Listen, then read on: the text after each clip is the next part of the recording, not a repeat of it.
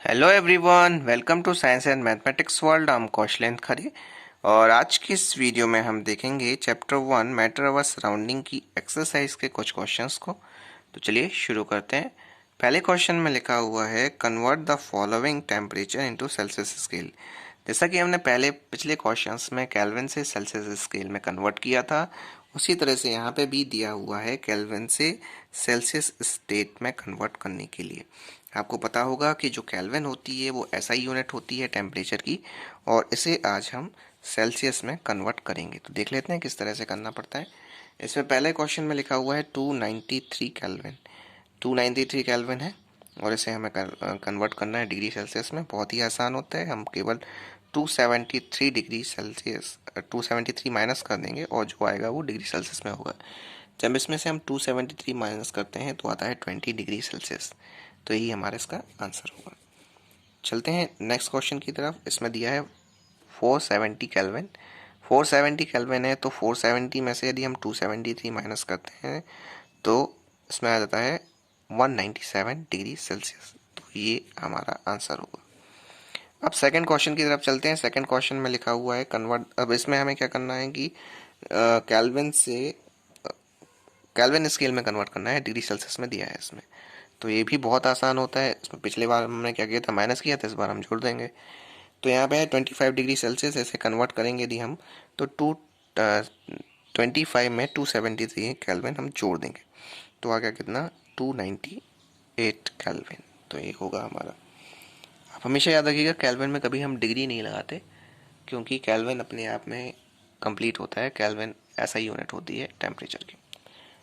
अब बढ़ते हैं हम सेकंड क्वेश्चन की तरफ। इसमें देखिए 373 डिग्री सेल्सियस दिया है।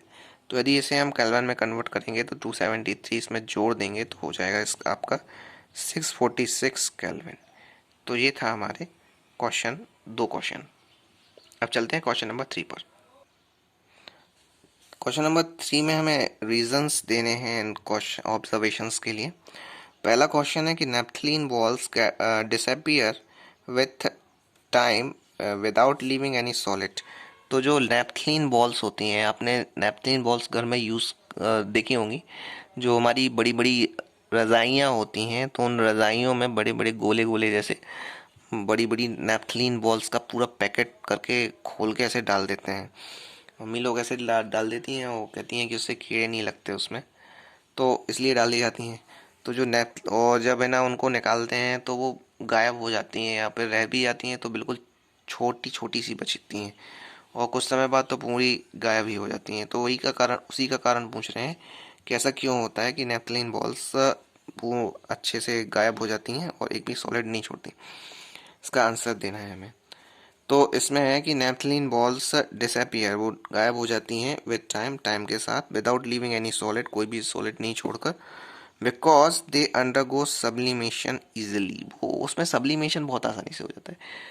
अब सब्लिमेशन क्या होता है? सब्लिमेशन मीन्स होता है कि कुछ ऐसे सॉलिड्स होते हैं जो कि डायरेक्ट आपके कन्वर्ट हो जाते हैं गैस में थोड़ी सी हीट मिलने पर, तो उन्हें बोलते हैं सब्लिमेशन। उसी इसी प्रोसेस को सब्लिमेशन बोलते हैं। जैसे आपका कपूर हुआ, कपूर को भी यदि आप गर्म करते हो तो भी वो डायरेक्ट वेपर के फॉर्म में कन्वर्ट हो जाएगा। उसी तरह से ये नेफ्थलीन बॉल्स होती हैं। उसमें नेफ्थलीन बॉल्स में भी क्या होता है कि जैसे ही आप थोड़ी सी भी हीट में रहती है तो उससे सब्लिमेट होकर वो वेपर फॉर्म में कन्वर्ट हो जाती हैं और उड़ जाती हैं। इसीलिए वो the change of state of naphthalene balls from solid to gas, इसीलिए जो नेफ्थलीन बॉल्स होती हैं उसमें स्टेट चेंज हो जाती है सॉलिड से गैस में। तो आसानी से हो जाता है वो, तो इसीलिए उसमें कुछ भी नहीं बचता। अब चलते हैं सेकंड क्वेश्चन की तरफ। सेकंड क्वेश्चन में लिखा हुआ है कि we can get the smell of perfume sitting several metres away. हम लोग को जो परफ्यूम की जो फ्रेगरेंस होती है वो हमें बहुत ही दूर दूर तक मिल जाती है। आपने जो सुना होगा फॉग, जो परफ्यूम होता है बॉडी स्प्रे, तो उसका कितनी दूर दूर तक उसकी स्मेल रहती है, तो फ्रेगरेंस आपकी मिल जाती है हर जगह। तो ऐसा क्यों होता है? परफ्यूम में ऐसा होता क्या है जिससे उसकी फ्रेगरेंस होती है सभी तरफ पहुंच जाती है? उसका आंसर देना है हमें। तो वो उसका आंसर बड़ा सी सिंपल सा है कि perfume has high degree of vaporisation. जो परफ्यूम होता है उसकी हाई, बहुत ही हाई डिग्री होती है वेपराइजेशन की। और and it's vapour diffuse into air, उसके जो वेपर्स होते हैं वो डिफ्यूज हो जाते हैं, मीन्स मिक्स हो जाते हैं आसानी से, किसमें, एयर में, इजीली, बहुत ही आसानी से। और therefore we can get smell of perfume sitting several metres away, इसीलिए जो हमें परफ्यूम की फ्रेग्रेंस होती है वो बहुत दूर तक मिल जाती है। तो ये था हमारा question number B. I hope आपको समझ में आ गया होगा। यदि नहीं आया तो आप प्लीज़ कमेंट करके हमें बता दिया करिए कि इसमें इसका क्या आंसर होगा, क्या क्यूरीज जरिए हो आपकी। तो चलते हैं फोर्थ क्वेश्चन में। इस फोर्थ क्वेश्चन में लिखा है arrange the following in increasing order of forces of attraction between the particles water sugar oxygen. अब इसमें बताना है कि जो फोर्सेस ऑफ अट्रैक्शन होता है पार्टिकल्स के बीच में, उसके हिसाब से इन्हें अरेंज करना है, कौन बड़ा है कौन छोटा है।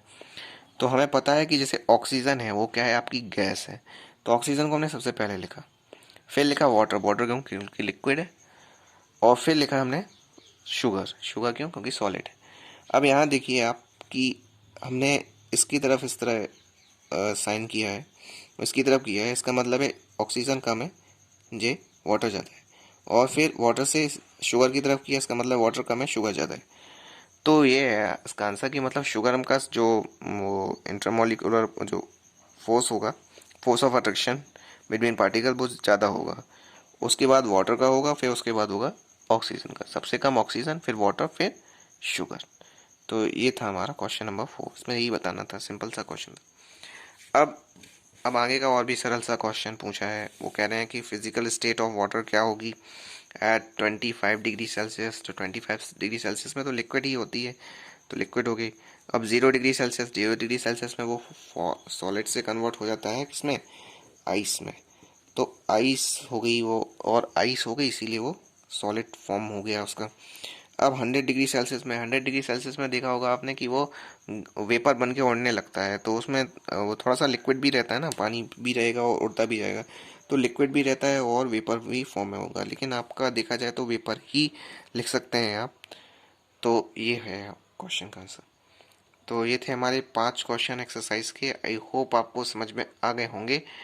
आगे के क्वेश्चंस देखने के लिए और यदि इनमें कोई क्यूरीज हैं तो प्लीज़ कमेंट ज़रूर कर दीजिएगा। और आप प्लीज़ चैनल को सब्सक्राइब कर लें, जिससे आपको और भी आगे के क्वेश्चंस मिल सकें, आगे के वीडियोस मिल सकें। और इसे अपने दोस्तों के साथ भी शेयर करें, जिससे उन्हें भी इसका फ़ायदा मिल सके। वीडियो को लाइक ज़रूर कर दिया करें हमारी मदद करने के लिए। तो मिलते हैं अगली वीडियो में। गुड बाय, जय श्री राम।